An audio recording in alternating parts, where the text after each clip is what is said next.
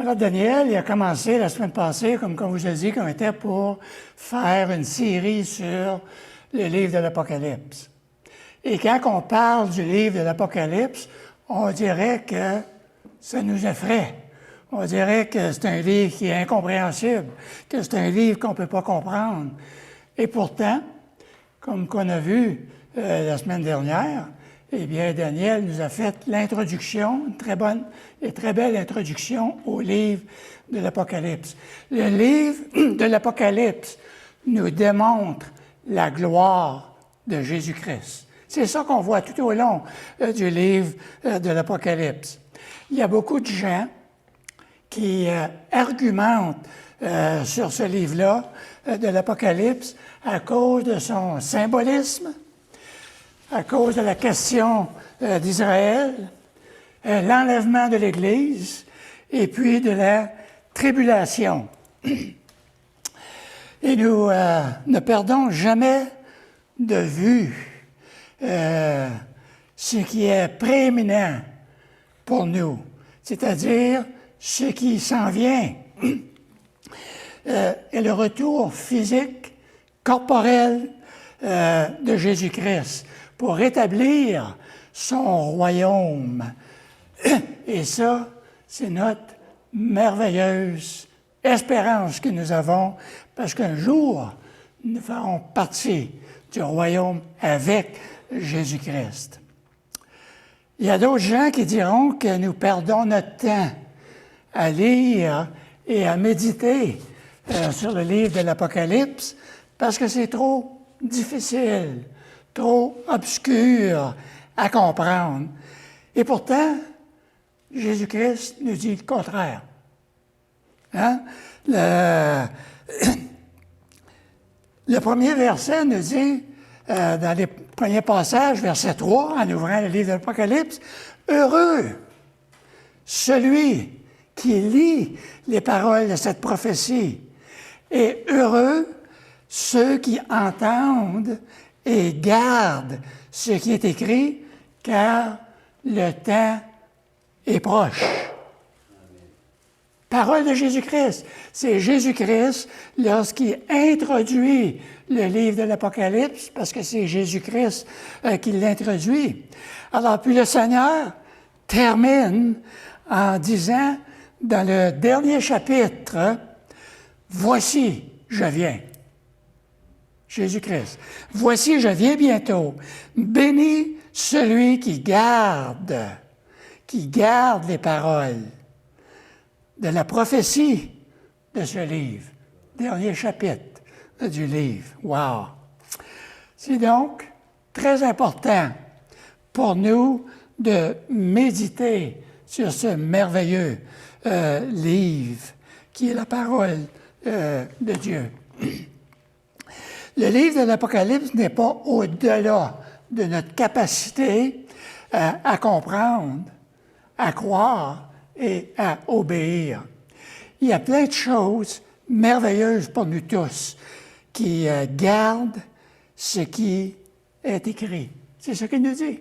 Des choses fantastiques pour celui qui garde les choses qui sont écrites dans ce livre-là. Ne manquons pas les bénédictions des promesses qui nous sont données là-dedans. Certains des 7 églises, parce que Jésus-Christ commence avec les 7 églises au début, chapitre 2 et chapitre 3. Et certaines de ces églises que nous regarderons ce matin ont demeuré fidèles à Jésus-Christ. Et d'autres ont manqué de leur fidélité. Jésus donne un court message prophétique important pour chacune d'elles. Dans sa vision, l'apôtre Jean voit au chapitre 1, versets 13 à 16, le Christ qui était glorifié et le Christ qui se tient parmi 7 chandeliers d'or, et Jésus tient dans sa main 7 étoiles, ce que nous lisons dans les versets 13 à 16 du premier chapitre. Puis Jésus nous explique au verset 21, au verset 20 plutôt, ce que ça veut dire, ce qu'il vient de dire ici, dans versets 13 à 16. Le mystère des 7 étoiles que tu as vues dans ma main droite et les 7 chandeliers d'or. Les 7 étoiles sont les anges des 7 églises. Et les 7 chandeliers sont les 7 églises. Alors, regardez ce qui est important pour nous de comprendre dans cette introduction ce matin. La signification des chandeliers et de l'air. Les chandeliers représentent l'Église, représentent les 7 églises. Et nous savons qu'un chandelier est destiné à donner de la lumière. Et Jésus nous dit dans l'Évangile, et c'est ça qu'il va nous expliquer, il dit que vous êtes le sel de la terre, la lumière du monde. Une ville située sur une montagne ne peut être cachée, et on n'allume pas une lampe pour la mettre sous le boisseau, mais on la met sur le chandelier, et elle éclaire tous ceux qui sont dans la maison.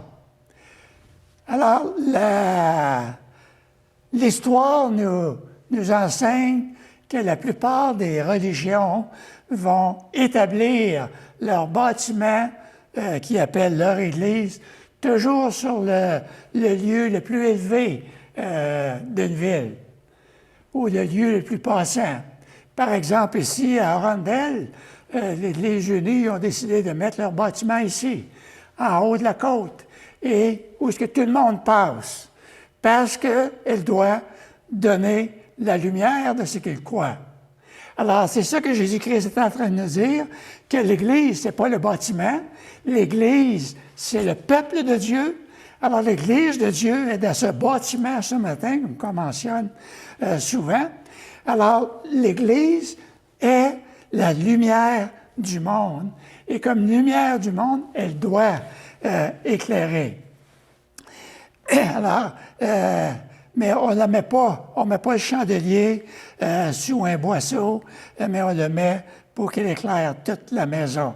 Alors, c'est notre mission de l'Église d'être une lumière dans notre monde. Et d'ailleurs, Paul nous dit la même chose à l'Église de Philippe, par exemple. Lorsqu'il dit, enfin, que vous soyez irréprochables et purs, des enfants de Dieu, irrépréhensibles, au milieu d'une génération perverse et corrompue, parmi laquelle vous brillez comme des flambeaux dans le monde. Alors, c'est ça l'Église de Jésus-Christ. Et la mission d'Église. Et comme Église, nous devons être irréprochables, purs, des enfants de Dieu, irrépréhensibles, comme il nous dit ici. Alors, puisque Jésus est la vraie lumière du monde, nous dit Jean, dans le chapitre 1, verset 9, comme qu'on a regardé il y a déjà un bon bout de temps, alors il est logique qu'il se tienne parmi les chandeliers, parmi les églises, parmi les 7 églises qu'on voit là. Et ce n'est pas simplement ces 7 églises, mais c'est les églises dans le monde entier depuis l'établissement de l'Église de Christ. Et quand je parle de l'Église dans le monde entier, je parle des églises évangéliques, les églises qui ont donné leur vie à Jésus-Christ et qui suivent Jésus-Christ, les églises du Nouveau Testament. Et puis, il est logique qu'ils se tiennent là. C'est ce qu'il nous a donné ici, verset 13, chapitre 1. Puisque les 7 chandeliers sont les 7 églises, nous devons comprendre c'est quoi l'Église. Puisque les croyants ont été unis à Christ par le baptême spirituel, alors ils sont collectivement appelés le corps de Christ. Donc, comme Église, nous sommes le corps de Christ. Et ceci est clair dans les Épîtres. L'apôtre Paul, aux Romains, par exemple, au chapitre 12, il va nous dire « Car comme nous avons plusieurs membres dans un seul corps, et que tous les membres n'ont pas la même fonction, ainsi nous, qui sommes plusieurs, nous formons aussi un seul corps en Christ, et nous sommes tous membres les uns et les autres. » Alors, Paul est en train de faire l'analogie de l'Église en utilisant le corps humain. Nous sommes un corps. Réal Goulet, il est la seule personne ici, Réal Goulet, un corps. Mais j'ai plusieurs membres, des mains, des yeux, des organes, le nez et des jambes et tout. Alors, Paul utilise cette analogie pour nous dire que le corps, c'est comme cela. Nous formons un seul corps, mais plusieurs membres. Et nous formons un seul corps en Christ. Et nous sommes tous membres les uns et les autres.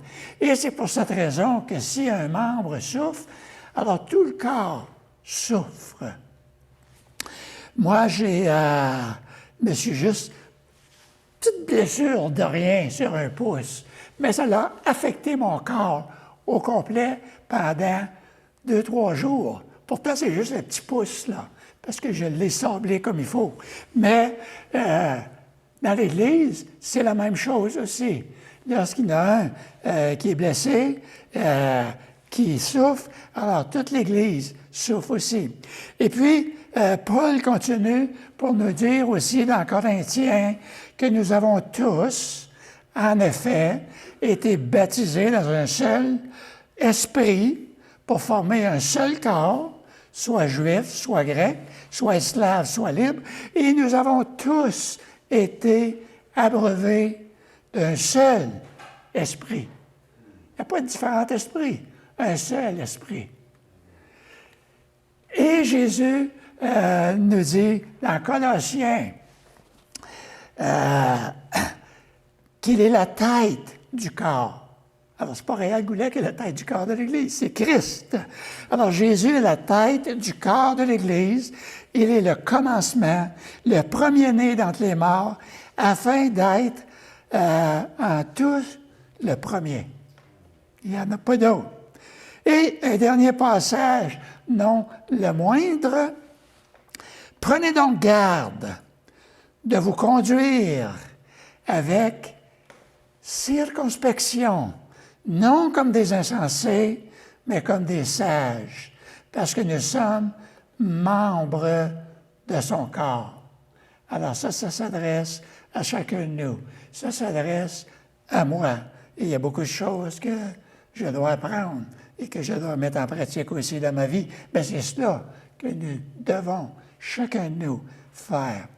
L'idée semble être claire que le groupe des chrétiens dans le monde constitue la représentation physique du Christ sur la terre.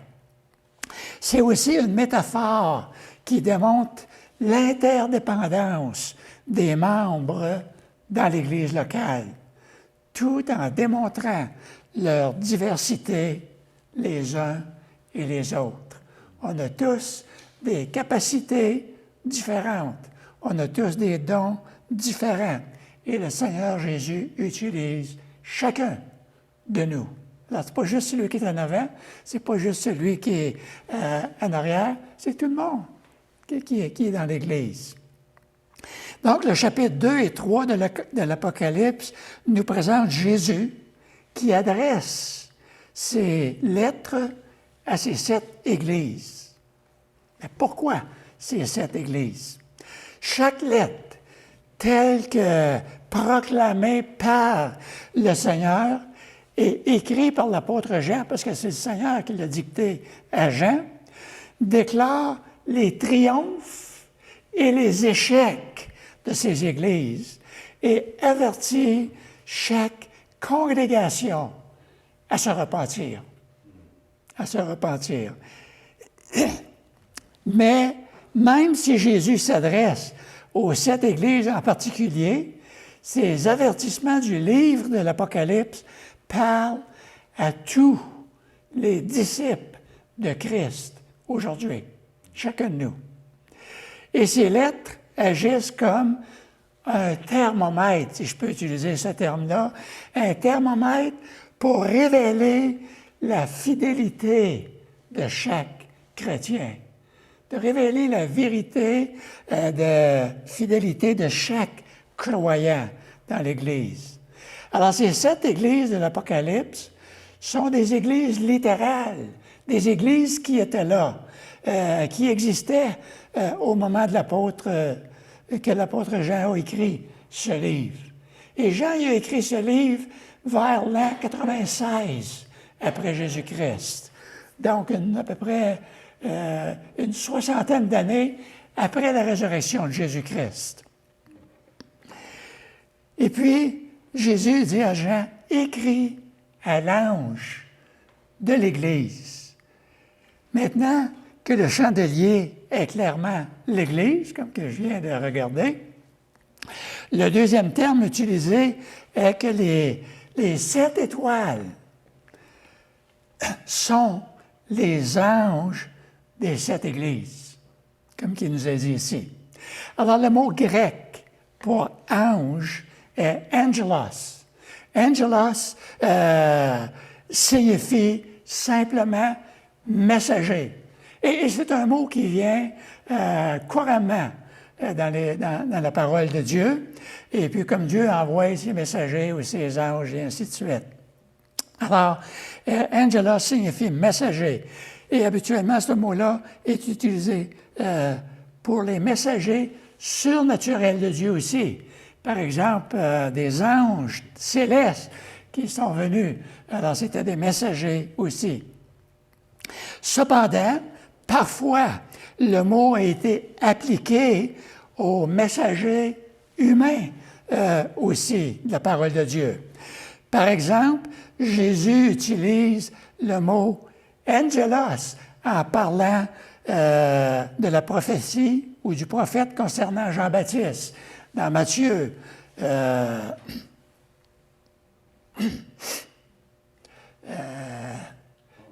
il va nous dire, car c'est lui, donc il est écrit, voici, j'envoie mon messager, angelos, le mot qui est utilisé, devant ta face, pour préparer ton chemin devant toi. Et il citait Matthieu, Malachie ici, 3, 1, quand le prophète Malachie était en train de prophétiser à propos de Jean-Baptiste, que Jean-Baptiste était celui qui était pour préparer le chemin du Seigneur, celui dont il est écrit. Alors, certains érudits vont interpréter les anges de l'Apocalypse comme des êtres célestes, et d'autres les considèrent comme les messagers humains qui portaient la lettre de Jean. Et d'autres les identifient comme ceux qui lisent réellement le message aux congrégations, c'est-à-dire les dirigeants de l'Église, tels que les pasteurs, les anciens ou les évêques de l'Église. Alors, le pasteur d'une Église fonctionne comme un messager, angelos, pour Dieu, en livrant la parole de Dieu à la congrégation. L'école de pensée qui croit que les anges des 7 églises sont des êtres célestes pose problème pour moi. Et je vais vous expliquer pourquoi. Car Jean leur écrivait les lettres. Alors, est-ce que Jean aurait écrit les lettres qui venaient de Jésus-Christ pour des anges qui étaient dans le ciel et qu'eux viendraient sur la terre pour les livrer à l'Église? Alors, j'ai beaucoup de problèmes à voir cette partie-là. dans cette école de pensée. Alors pourquoi devrait-il écrire des lettres aux anges célestes? Et les lettres allaient être lues aux congrégations par des êtres célestes. Alors, il n'y a rien d'impossible à Dieu, mais pourquoi que Jean aurait écrit des lettres pour les envoyer après ça au ciel? Alors, l'interprétation la plus plausible est probablement que les 7 anges sont les dirigeants humains de l'Église, c'est-à-dire les anciens et les pasteurs dans l'Église, dans ces églises locales qui existaient à ce moment-là. Nous lisons le mystère des 7 églises, en Apocalypse 1, 20, que tu as vu dans ma main droite, et des 7 chandeliers d'or, les 7 étoiles sont les anges des 7 églises, et les 7 chandeliers sont les 7 églises. Alors, ça va de pair pour moi. Alors, le fait que les étoiles soient dans la main droite de Jésus indique qu'elles sont importantes et sous son autorité, sous l'autorité de Jésus. On a mentionné tantôt que Jésus est la tête de l'Église.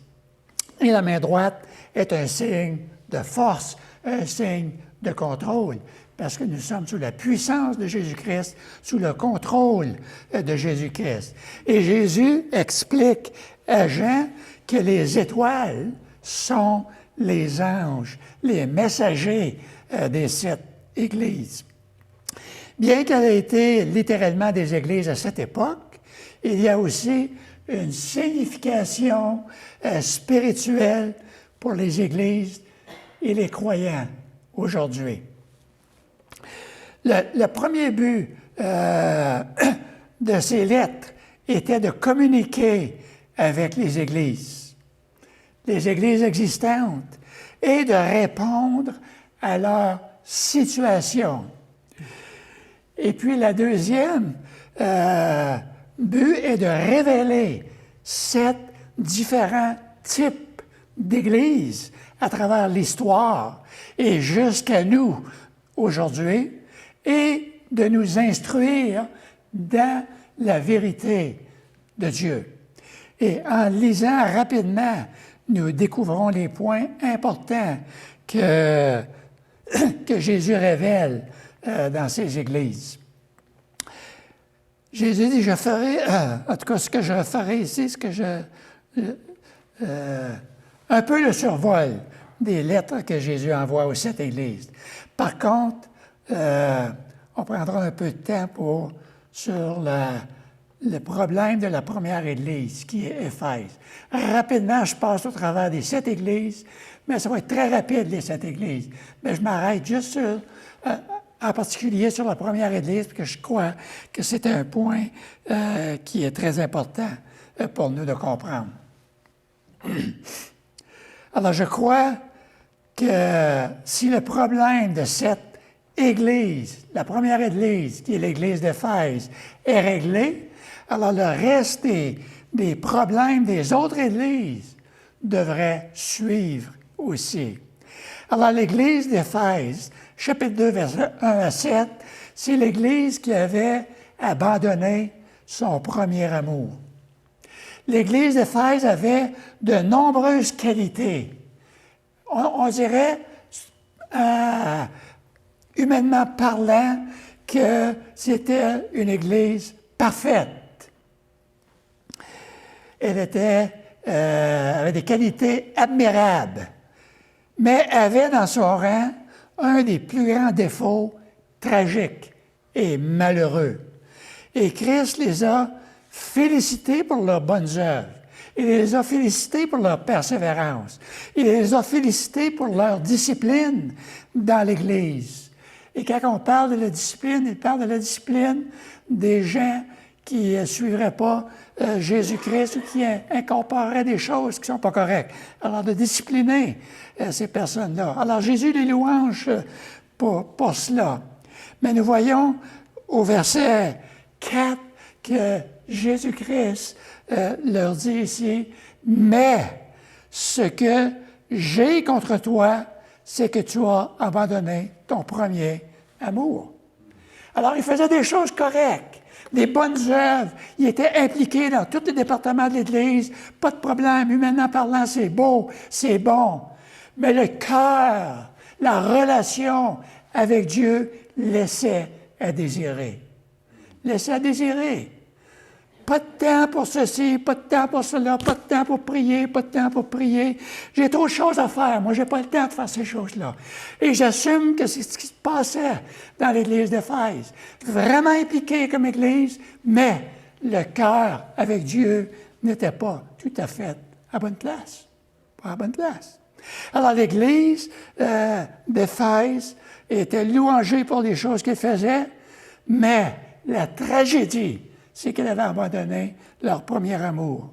Alors, de l'extérieur, tout avait l'air merveilleux, à bien aller dans l'Église d'Éphèse, mais leur cœur n'y était pas. Et quand il parle du cœur, il ne parle pas que le cœur n'était pas dans l'Église, mais c'était dans cette relation avec Dieu. Alors, les gens ne le voient pas autour d'eux. Moi, je ne vois pas votre cœur, mais Dieu le voit. Dieu le voit. Et c'est comme ça que Dieu déverse sa bénédiction.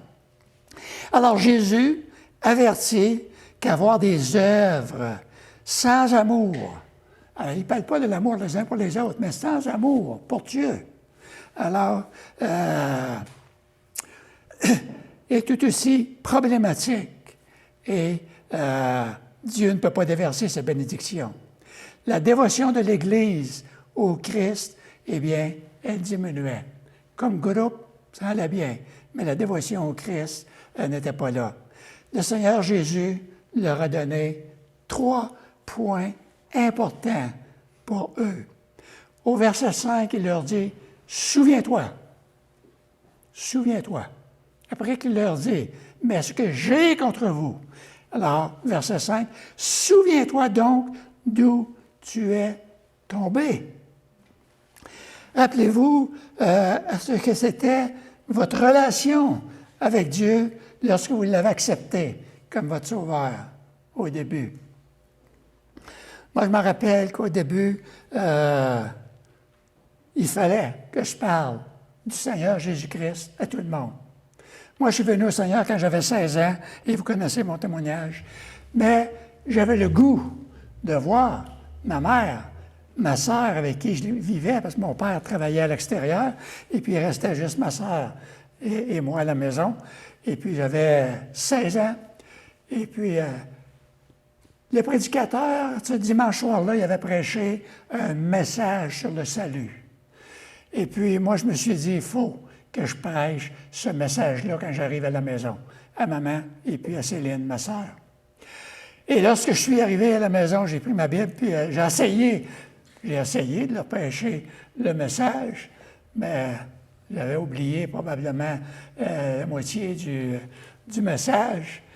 Mais je savais que c'était ce salut, mais je me rappelais du verset. Jean 3, 16. « Car Dieu a tant aimé le monde qu'il a donné son Fils unique afin que quiconque croit en lui ne périsse point, mais qu'il vienne à Dieu, la vie éternelle. » Et je lis le verset. J'étais à la table, ma sœur était au bout, ma mère était en train de se bercer. Et puis, en citant le verset, ma sœur, ça l'a comme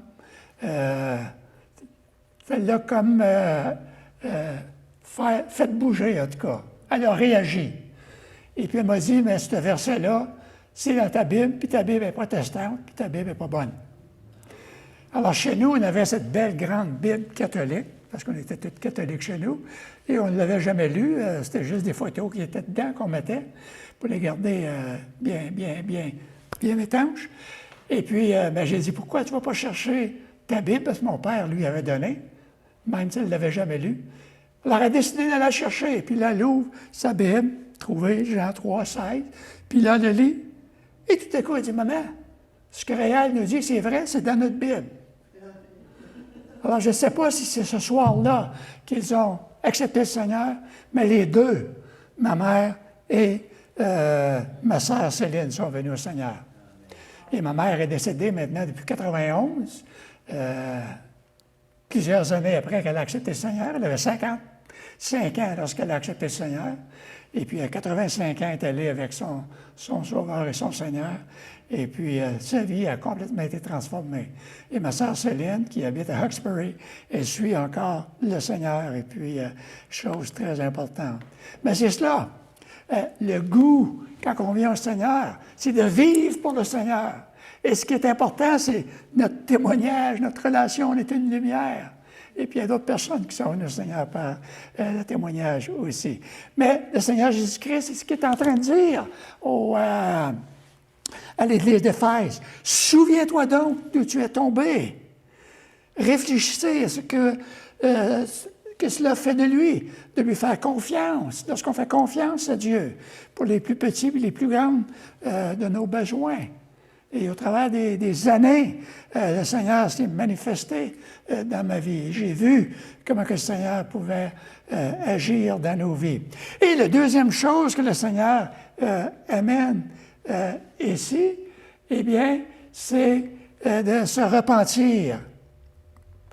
Après vous être souvenu d'où vous avez commencé et avoir réalisé où vous êtes maintenant, alors la prochaine étape logique, c'est de vous repentir. Alors Jésus-Christ dit, souviens-toi et repens-toi. On a besoin de faire l'analyse des fois de nos vies pour dire, voici Seigneur, j'ai manqué. Et moi, je me suis éloigné du Seigneur pendant un bout de temps, plusieurs mois. Et puis, un soir, lorsque j'étais chez moi, vivais à la chute, et puis, ce soir-là, j'ai réalisé que ma vie n'allait pas dans la bonne direction, ma relation avec Dieu. J'avais comme abandonné le Seigneur pour un bout de temps. Et puis, j'ai tombé à genoux ce soir-là, et puis j'ai confessé mon péché à Dieu, me suis souvenu d'où ce que j'avais tombé, et puis j'étais obligé de me repentir. Et à partir de ce moment-là, le lendemain, j'ai fait mes bagages, je suis retourné à la maison à Rouyn-Noranda, dans mon église locale là-bas, où j'ai mis ma vie en règle avec Dieu. Et Dieu a vraiment agi dans ma vie tout au long. Et c'est ça que le Seigneur parle. Détournez-vous de votre voie actuelle, des choses que vous faites qui ne glorifient pas Dieu, et tournez-vous vers Christ. Et Christ va agir dans vos vies. Chapitre 2, verset 5. Et puis le troisième point que Jésus leur partage, c'est d'accomplir les bonnes œuvres originales vous aidera à revenir à l'endroit où vous avez commencé. Faites les premières œuvres, verset 5. Avant de m'engager dans n'importe quoi pour Dieu, je dois m'engager premièrement dans ma relation avec lui. Accomplir les bonnes œuvres. De revenir à ce que vous avez fait lorsque vous êtes devenu chrétien. Les disciples spirituels qui vous ont gardé proche de Christ et vous ont motivé à le suivre. Christ avertit l'Église d'Éphèse des conséquences si elle ne suivait pas cette formule en 3 étapes, comme qu'il vient de partager ici. Se souvenir, se repentir et puis d'accomplir. Alors voici ce qu'il dit ici, dans ce passage-là, au verset 5. « Je viendrai à vous rapidement et je retirerai votre chandelier de sa place, à moins que vous repentiez. » Alors, qu'est-ce que ça veut dire? Alors, Jésus-Christ est en train de dire que si vous ne vous repentez pas, j'enlèverai l'Église de là. C'est l'Église locale. Dans l'Église locale, il y avait des chrétiens. Les chrétiens, ça n'allait pas en enfer, là. Mais l'Église locale était pour fermer. Et c'est ça qui est arrivé avec Éphèse. Parce qu'Éphèse n'existe plus aujourd'hui. Parce qu'elle a été complètement fermée, comme les autres 7 églises, parce qu'il n'y a pas eu de repentance. Alors, c'est le chandelier qui est enlevé de là. C'est-à-dire qu'il supprimerait l'influence et le pouvoir de l'Église. Parce que l'Église, elle a un pouvoir, ce pouvoir-là, c'est le pouvoir du Seigneur Jésus-Christ. À moins que l'Église vive par cette puissance de Jésus-Christ, alors l'Église ne peut pas continuer comme Église. Alors c'est seulement sous la puissance de l'Église de Christ et selon le témoignage des chrétiens dans cette Église. Alors Dieu enlèverait cette influence en enlevant l'Église. Et il y a un prix à payer lorsque l'on s'éloigne du Seigneur. Alors, qu'est-ce que ça signifie perdre son premier amour?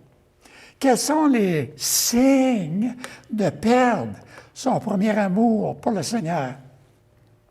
Jésus partage un point qui peut démontrer cela. Par exemple, si vous faites une promesse ou un vœu, est-ce que vous l'accomplissez? Vous prenez un engagement, est-ce que vous accomplissez votre engagement? Faire un vœu, c'est ça que ça veut dire, c'est de prendre un engagement. Ou faire une promesse, c'est la même chose. C'est donc quelque chose d'important à ne pas prendre à la légère. Nos promesses sont importantes pour l'Église de Christ. Surtout lorsque nous faisons une promesse à Dieu, encore plus importante. D'ailleurs, lorsque nous faisons une promesse, c'est toujours devant Dieu qu'on fait ces promesses-là. Alors, je vous ai partagé mon témoignage lorsque j'étais étudiant au séminaire avec toutes mes difficultés financières et en prenant cet emploi que j'ai fait la promesse à mon employeur de demeurer pour lui pendant une année, parce que c'est ça qu'il m'a dit. Il dit, Réal, ce n'est pas des pasteurs qu'on veut avoir ici. Hein? En lisant mon CV, il a vu que j'étais étudiant au séminaire, puis il dit, nous, on n'a pas besoin de pasteurs. Mais parce que tu es un étudiant en théologie, alors voici, je suis prêt à t'engager si tu me promets de rester ici au moins pour une année. Alors, sans hésiter, je lui ai donné ma parole. Oui, je vais rester ici pendant une année. Alors, nos promesses sont importantes, surtout lorsqu'on les fait devant Dieu. Et je peux faire une promesse, mais qu'est-ce qui arrive avec ma promesse par la suite? Vous le savez, vous connaissez un peu mon histoire, 2 semaines plus tard, je travaillais toute la nuit, puis j'allais à l'école toute la journée. Alors, 2 semaines plus tard, j'étais rendu à zombie dans le séminaire, là, dans les classes, et puis il n'y a plus rien qui marchait.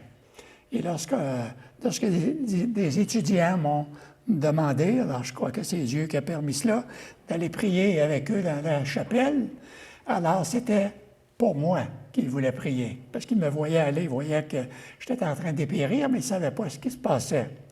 Et lorsque j'étais dans la chapelle, là, j'ai réalisé, je n'avais pas pris le temps de consulter Dieu. Et puis, lorsque j'ai mis ma vie en règle encore avec Dieu, alors j'étais allé voir le doyen, puis j'ai dit, qu'est-ce que je fais maintenant? Et je lui ai expliqué ce que j'avais fait, et là, le doyen a dit, écoute, tu as donné ta parole, tu gardes ta parole. Tu ne peux pas renier ta parole.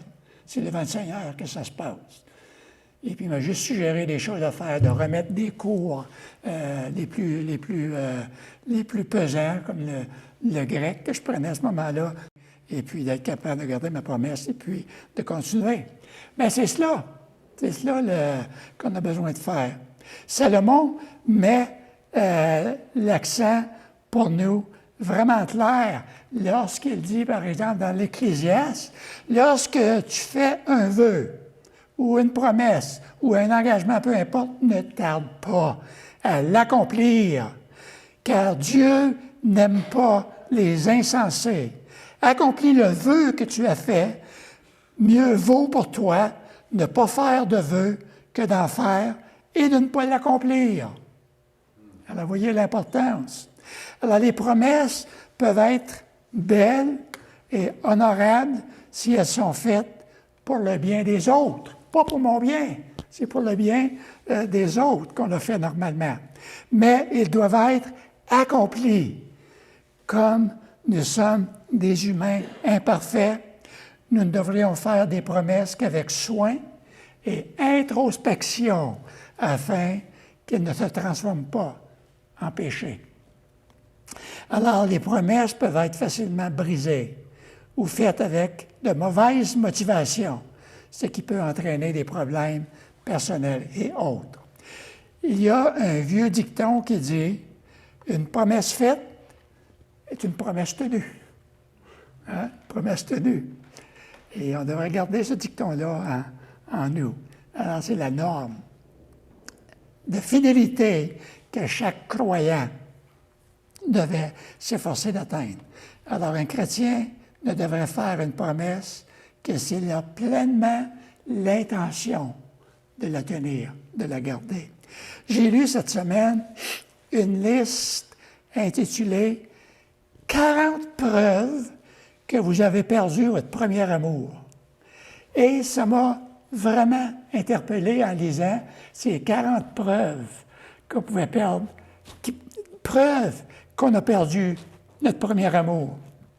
Et j'ai lu 2 ou 3 fois cette liste-là.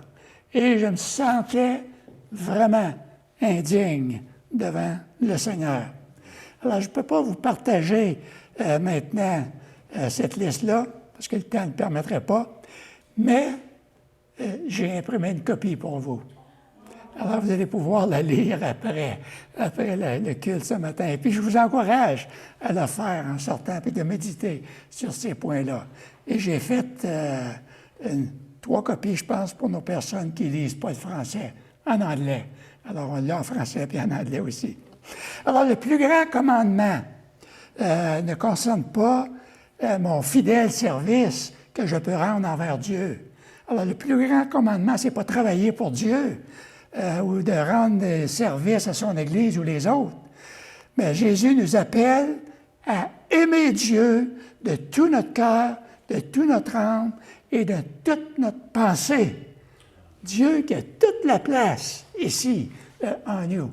Et les autres choses viennent par rapport à cet amour qu'on a pour notre Dieu. Alors, négliger cet amour, alors est le péché le plus insidieux, le plus facilement déguisé et le plus fondamental qui soit. Et c'est pour cette raison que Jésus appelle l'Église d'Éphèse à la repentance. À la repentance. Venez maintenant, confessez-lui que vous avez abandonné votre premier amour et mis d'autres choses à sa place. C'était le message. Et c'était notre message que Dieu nous donne aussi. Alors, mes frères, mes sœurs, mes amis, je vous encourage à réserver du temps chaque matin pour lui seul. C'est l'un des fruits tangibles et agréables de notre repentir. Chanter, écouter, lire, prier. Nous devons nourrir cette relation négligée, de tenir la flamme lorsque cet amour brûle à nouveau. Et très rapidement, Smyrne, c'est l'Église qui souffrait de persécution. Les chrétiens sont persécutés dans le monde entier de manière évidente, terrible. Et cette lettre avertit tous les chrétiens que bien que nous puissions souffrir beaucoup, la durée de la tribulation sera courte comparée à la promesse éternelle. Et la troisième Église, c'est Pergame, l'Église qui avait besoin de se repentir. Et comme les chrétiens de Pergame, il est facile de normaliser le comportement non chrétien de ceux qui nous entourent et de permettre à ce comportement de diluer nos valeurs. 1 Corinthiens 15, 33, Paul va nous dire que les mauvaises compagnies auront les bonnes mœurs. Mais la Bible nous exhorte de ne pas nous conformer de ce monde. C'est tellement facile de se conformer à ce monde, tellement qu'on est dans ce rouage-là, mais plutôt d'être transformé par le renouvellement de notre esprit, conformément à la parole de Dieu, selon Romains 12, verset 8. La quatrième Église, c'est Thyatire, l'Église qui avait une fausse prophétesse au milieu d'elle. tout comme certains membres de l'Église de Thyatire ont été égarés par un faux prophète. Et les chrétiens d'aujourd'hui sont la proie de chefs de sectes, de pratiques occultes et d'autres faux enseignements. Et pour partager la victoire de Christ, nous devons éviter ces soi-disant secrets profonds de Satan, selon l'Apocalypse 24, et nous accrocher fermement aux enseignements de Christ. Et la 5e Église, c'est l'Église de Sardes, l'Église qui s'était endormie. On parlait mercredi soir, est-ce qu'on est une Église endormie? Alors aujourd'hui, les chrétiens peuvent tomber dans le piège qui a pris au piège l'Église de Sardes. Si nous nous contentons de pratiquer notre foi sans vraiment nourrir notre esprit, nous pouvons éviter de devenir des morts vivants, spirituellement parlant, en nous engageant dans notre foi par l'étude de la Bible, la prière, la communion fraternelle en Église. Très important. L'Église de Philadelphie, la 6e Église, l'Église qui avait enduré patiemment.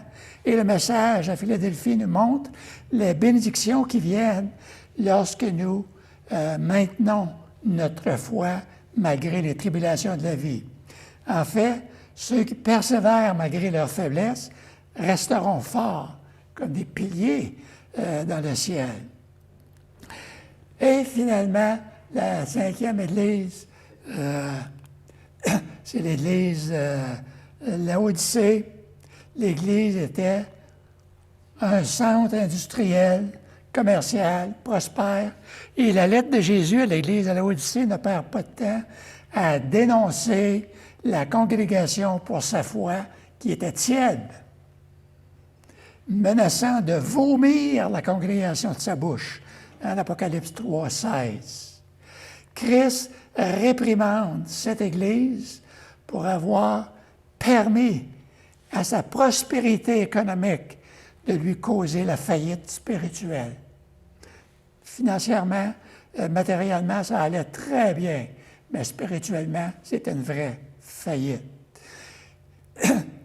Et puis, et c'est là que Jésus-Christ les recommande. C'est ceux qui, dans l'Église de Laodicée, qui ouvrent la porte à Christ, eh bien, participeront à son banquet céleste et auront le droit de s'asseoir avec lui sur son trône.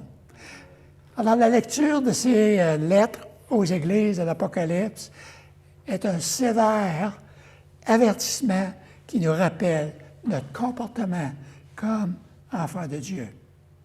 Et dans une société comme la nôtre, inondée de tentations, ces avertissements ramènent le chrétien au premier commandement. Seul le vrai Dieu est digne de notre adoration. Prions, Seigneur. Père éternel, tu es notre Dieu. C'est toi qui nous as créés. C'est toi, Père éternel, qui nous as appelés. Et c'est toi qui as envoyé ton Fils mourir sur la croix pour nous. Aujourd'hui, Père, nous formons ton Église en tant que chrétiens. Nous faisons partie de cette Église invisible de tous les temps qui t'appartient. Mais Père, c'est tellement évident pour nous que nous formons l'Église de Christ dans cette région, à Arundel ici, que nous sommes l'Église qui doit briller pour toi. Nous sommes la lumière. Ô Père éternel, nous ne voulons pas que tu vomisses cette Église de ta bouche parce qu'elle ne suit pas ton plan. Ou bien, Père éternel, qu'on refuse la repentance lorsque nous manquons. Et Père éternel, que ton esprit puisse nous donner cette force, ce désir, cette compréhension de marcher ensemble pour éclairer les gens qui sont autour de nous. Seigneur, c'est dans le nom précieux, le seul nom, comme Guy a mentionné tantôt, Jésus-Christ. Amen.